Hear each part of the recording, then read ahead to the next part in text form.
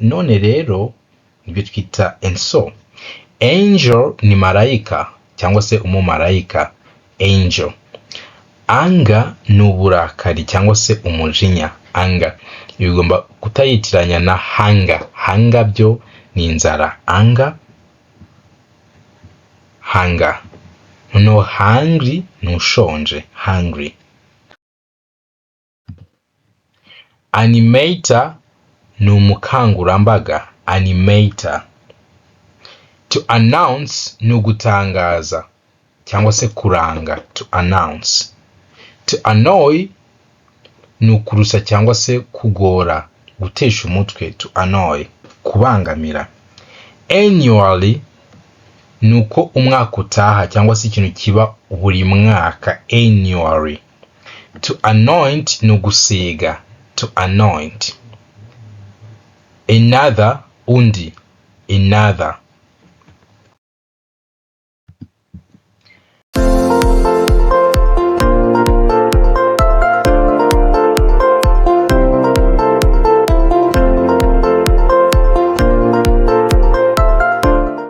Good morning, good afternoon, good evening.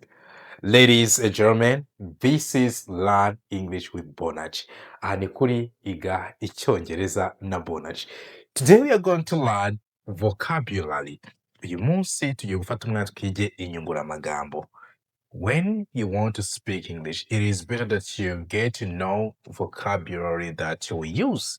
Niba ushaka kuvuga icyongereza, ni byiza wamenya amagambo wakwifashisha ku buryo mugiye kuvuga atari ngombwa ngo utekereze ijambo ugiye gukoresha.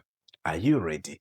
If you are, let's dive into the lesson and learn these words. Reka twinjire muri somo twige amagambo. Tukibutse yuko igitabo tugiye kuba dukoresha ni igitabo cy'inyunguramagambo cya paje zirenga 200 cyagufasha kuzamura urwego rwawe rw'icyongereza. Niba mu gihe uri kuvuga icyongereza amagambo akubana makeya, wakwifashisha iki gitabo. This is the book that you can use. Iki ni igitabo wakifashisha, English and Kinyarwanda Dictionary. Igitabo cy'inyunguramagambo z'icyongereza ndetse n'ikinyarwanda. Alright, get this book if you want to improve your vocabulary. Niba ushaka kuzamura inyunguramagambo zawe, niba mu gihe uri kuvuga amagambo akubana makeya, this is a book for you. Iki ni igitabo cyagufasha gukemura icyo kibazo. Now, let's dive into the lesson of today. Let's do this.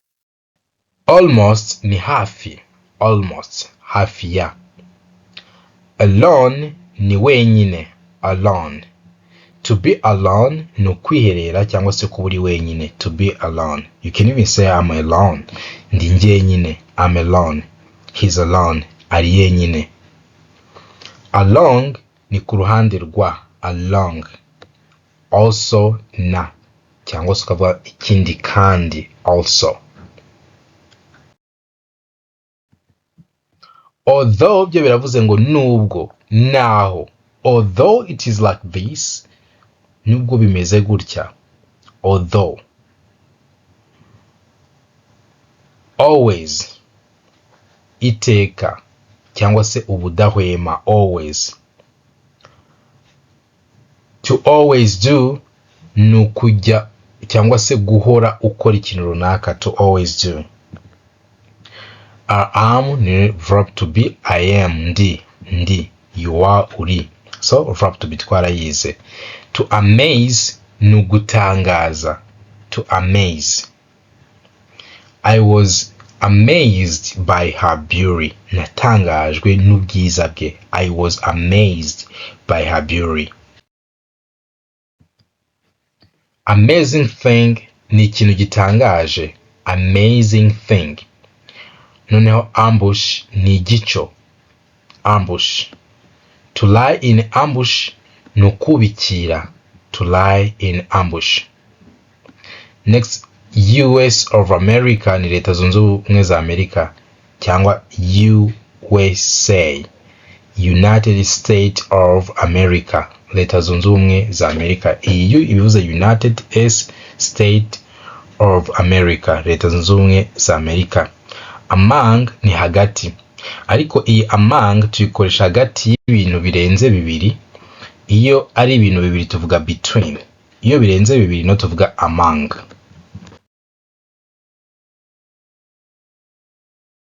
Amount ni urugero cyangwa se ingano y'ikintu. Amount. To amuse a child ni ukubesabesa umwana. To amuse a child. Noneho ancestor ni umukurambere. Ancestor. Ancestors ubwo ni abakurambere. Ancestral spirit ni umuzimu. Ancestral spirit. To harm ni ukwangiriza. To harm. Kwangiriza. And bivuze na cyangwa se nanone kandi. And now, noneho, none rero nibyo bivuga and now. And so, none, and so cyangwa se noneho, none rero nibyo twita and so. Angel ni marayika cyangwa se umumarayika. Angel. Anger ni uburakari cyangwa se umujinya. Anger. Bigomba kutayitiranya na hunger. Hunger byo ni inzara. Anger. Hunger. No, hungry ni ushonje. Hungry. Animator ni umukangurambaga. Animator. To announce ni ugutangaza cyangwa se kuranga. To announce. To annoy ni ukurusa cyangwa se kugora, gutesha umutwe. To annoy. Kubangamira. Annually ni uko umwaka utaha cyangwa se ikintu kiba buri mwaka. Annually. To anoint ni ugusiga. To anoint. Another, undi. Another. Answer ni igisubizo. No, to answer byo ni ugusubiza. Answer igisubizo. To answer gusubiza. To answer when called ni ukwitaba. To answer when called ni ugusubiza mu gihe uhamagawe cyangwa se kwitaba. Iyo tuvuze ant tuvuze urushishi cyangwa se ants, inshishi ubwoko bwari bwo bwose. No tugira pincher ant ni intozi. Pincher ant, intozi. Small food ant ni ubushishi. Small food ant. Noneho white ant ni umuswa. Okay? The pincher ant, small food ant, white ant. Small antelope ni impongo. Small antelope. Anxiety ni amaganya cyangwa se impungenge cyangwa se inkeke. Anxiety. To be anxious ni uguhangayika cyangwa se guhagarika umutima. To be anxious. You can say stop being anxious. Wigira impungenge. Stop being anxious. Okay? Anybody ni umuntu wese. Anybody. To do anyhow ni ugupfa gukora uko wiboneye. To do anyhow. Anything. Anything. Ikintu cyose. Anything. Kimwe mu bintu byagufasha kuvuga icyongereza ndetse bitakugoye ni ukumenya interuro zitandukanye zikoreshwa mu buzima busanzwe. Iki gitabo kirimo interuro 5,000 zisobanuye mu Kinyarwanda, hakabamo n'ibibazo ndetse n'ibisubizo by'ibyo bibazo, ku buryo mu gihe umuntu akubajije ikibazo ushobora kuba wasubiza nta kibazo, cyangwa se mu gihe ukeneye kuba wabaza ushobora kuba wabaza icyo ushaka kubaza. Ikindi harimo interuro ku ngingo zigiye zitandukanye, ku buryo kugira iki gitabo byagufasha mu cyongereza cyawe cyo kuvuga. Niba mu gihe uri kuvuga amagambo akubana makeya, this is a book for you. Iki ni igitabo cyagufasha. Iki gitabo kigambiriye kuzamura inyunguramagambo zawe z'icyongereza. Harimo amagambo asobanuye English and Kinyarwanda Dictionary, inkoranyamagambo y'icyongereza ndetse n'ikinyarwanda.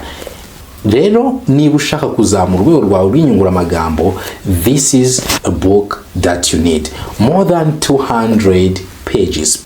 Pages zirenga 200 z'amagambo y'icyongereza asobanuye mu Kinyarwanda. This book can help you to improve your vocabulary.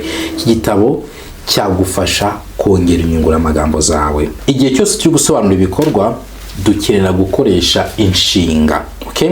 Iki gitabo kirimo regular verbs, inshinga zikurikiza amategeko, irregular verbs, inshinga zidakurikiza amategeko. Kuri buri nshinga tukaguha urugero, okay, ku buryo uramenya inshinga ukaba ushobora no kuba wayikoresha. Ikindi nanone harimo ibihe 12, ibihe 12 by'icyongereza bisobanuye ku buryo mu gihe umaze gusoma iki gitabo uba ushobora kuba wakoresha inshinga nta kibazo. Inshinga nicyo gice cy'ingenzi mu nteruro kuko aba ari nk'umutima w'interuro. Rero mu gihe ugiye gusobanura ibikorwa ukora, ibikorwa uzakora, ibikorwa uri gukora, icyo gihe uzakenera iki gitabo kugira ngo kibe cyagufasha gukemura ibyo. If you want to work on your spoken English, niba ushaka kuzamura icyongereza cyawe cyo kuvuga, this is a dialogue book. Iki ni igitabo kirimo ibiganiro by'icyongereza ndetse bisobanuye mu kinyarwanda, ndetse harimo na irregular verbs, harimo phrasal verbs. This is a book that you need if your purpose is only speaking. Niba kumva icyongereza ubasha ko wacyumva, ariko kuvuga wajya kuvuga interuro ugiye gukoresha kumva ntabwo ziri kuza neza, ufashe igitabo ukagisoma rimwe, inshuro ebyiri, ukabirangiza, ukakinyuramo, ukakirangiza, ukongera ukagisubiramo. Icyo gihe you can speak English with this book. Ni ufata igitabo ukagisoma, warangiza kugisoma ukihatira no kumva icyongereza cyane. Ibyo bikoze, you are good to go. Biba birangiye, icyongereza watangira kukivuga ndetse nta kibazo. And finally, this is a book, kana gatabo gatoya gahuriza hamwe ibikomoka muri bya bitabo byose nagiye nkwereka, akaba kanagura make ibihumbi 18. Rero nako ugakeneye, we can help you to get it, kuko hari abagenda batubwira yuko bakeneye ibitabo by'amafaranga makeya. We prepared this book for you. So if you need either one of our books, waduvugisha kuri 0780 29 112 cyangwa se 012 803 427. Apart, ukwa cyangwa se havuyemo. Apart. Apologize, apologize, kwisegura. To be apparent, to be apparent, kuba bigaragara. Ushobora kuvuga ngo it is apparent, uvuga ngo biragaragara, it is apparent. To appeal to higher court, to appeal to higher court, kujurira. To appear, to appear, kuboneka cyangwa kugaragara. To appear suddenly and without precedent. To appear suddenly and without precedent. Gutunguka, okay? Gutunguka. To cause appear, to cause appear, guhingutsa. Apprehension, apprehension, apprehension, umususu. To approach, to approach, kwegera. To cause to approach, to cause to approach, kwegereza cyangwa gutuma ikintu cyegereza. April, April, muri Mata cyangwa se mu kwezi kwa kane. Arab, Arab, umwarabu. Are, are, ni cyangwa se bari cyangwa se biri, gukomeza. Are not, si cyangwa se ntibari cyangwa ntibiri, are not. Area, ikirere cyangwa se agace cyangwa intara, area. Argument, argument, impaka cyangwa amakimbirane. To arise from bed, kubyuka. To arise from bed cyangwa to arise from ground. To arise from dead ibyo ni ukuzuka. To arise from dead, kuzuka. Arm, ukuboko. Armpit, mu kwaha. Army, ingabo. To arouse, guhugura. To arrive, kugera cyangwa gusohora. To arrive. To cause to arrive, kugeza. To arrive by boat. To arrive by boat, komokera. To arrive at, gusika. To arrive before another, gutanga. Arrow, umwambi. Art, umwuga cyangwa ubugeni. As, nka cyangwa se nk'uko. As for, kubwa.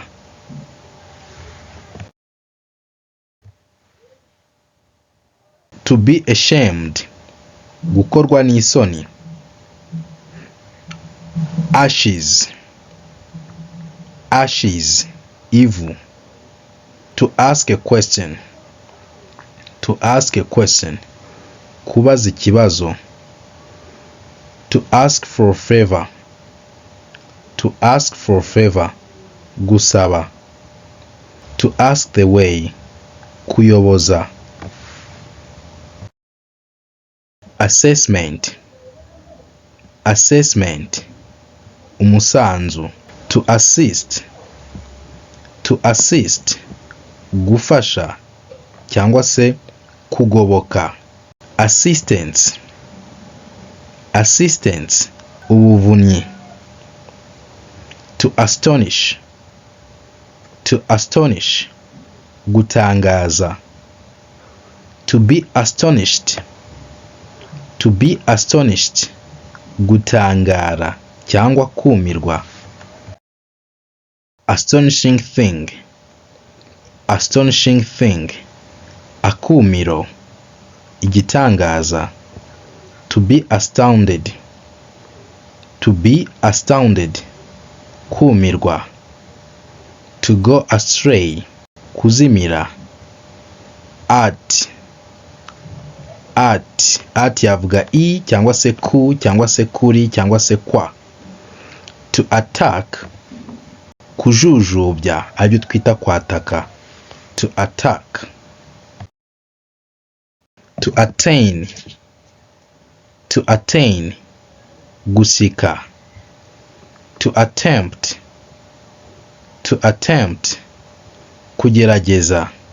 To pay attention, kwita cyangwa kwitondera. To not pay attention ni ukurangara cyangwa kutitaho. To not pay attention. Attitudes, imiterere cyangwa imimerere. August, Kanama cyangwa ukwezi kwa munane. August. My maternal aunt ni mama wacu. My maternal aunt.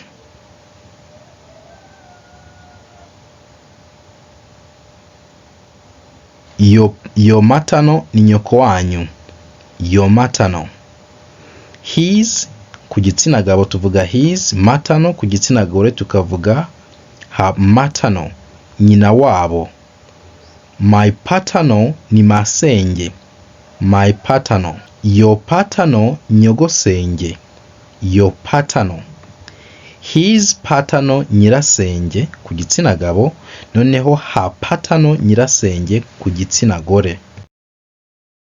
Authority, ubutware tuvuga ntabwo ari authority, ni authority, ubutware.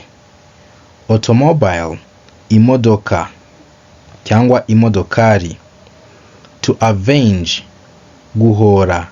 To awaken, gukanguka cyangwa gukangura. To awaken. To put away, gushyira kure. To put away cyangwa kubika. Far away, kure. Far away, kure. Axe, indyankwi cyangwa ishoka. Axe. Axeman ni umugabo urwanisha ishoka. Axeman.